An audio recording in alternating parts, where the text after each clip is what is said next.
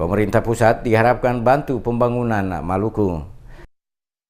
Ketua Komisi B DPRD Maluku Everton Mite mengakui pembangunan nasional yang telah berlangsung selama ini secara umum telah meningkatkan kesejahteraan masyarakat. Namun tidak dapat dipungkiri bahwa pembangunan tersebut tidak dapat merata di setiap daerah. Masih banyak daerah yang tergolong sebagai daerah tertinggal, salah satunya adalah Maluku. Menurut Karmite, pembangunan daerah tertinggal dan khusus merupakan upaya terencana untuk mengubah suatu wilayah yang dihuni oleh komunitas dengan berbagai permasalahan sosial, ekonomi, dan keterbatasan fisik menjadi daerah yang maju dengan komunitas yang kualitas hidupnya sama dengan masyarakat Indonesia di daerah lainnya. Disebutkan pembangunan tidak hanya aspek ekonomi, juga aspek sosial, budaya, dan keamanan. Namun kesejahteraan kelompok masyarakat yang hidup di daerah tertinggal dan khusus juga memerlukan perhatian dan keberpihakan yang besar dari pemerintah. Berdasarkan kondisi tersebut, Karmite menilai perlunya program pembangunan yang lebih difokuskan pada upaya percepatan pembangunan di daerah yang kondisi sosial, ekonomi, keuangan daerah, aksesibilitas, serta ketersediaan infrastruktur masih tertinggal. Olehnya itu, dalam rancang pembangunan menurut politisi Partai Demokrasi Indonesia Perjuangan Maluku ini, Badan Perencanaan Pembangunan Nasional harus memprioritaskan pembangunan terutama pada daerah tertinggal seperti Maluku yang luas wilayahnya 94%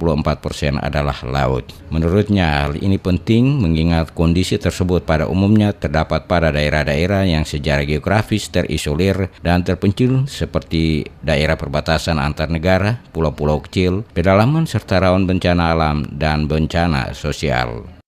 Sebenarnya Bappenas harus realistis terhadap provinsi-provinsi yang mengalami kesulitan dalam bidang pembangunan, misalnya pembiayaan.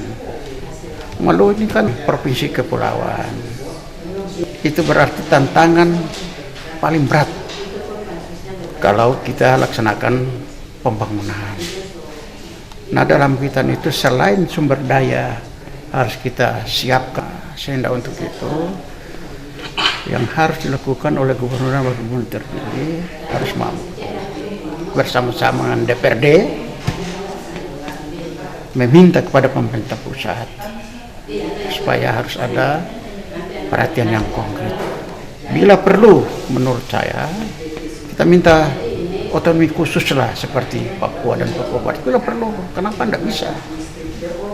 Sebab ya kalau kita tidak membuat terobosan seperti itu, ya, kita akan berada dalam posisi kemiskinan keempat yang sangat memperhatikan kita ini.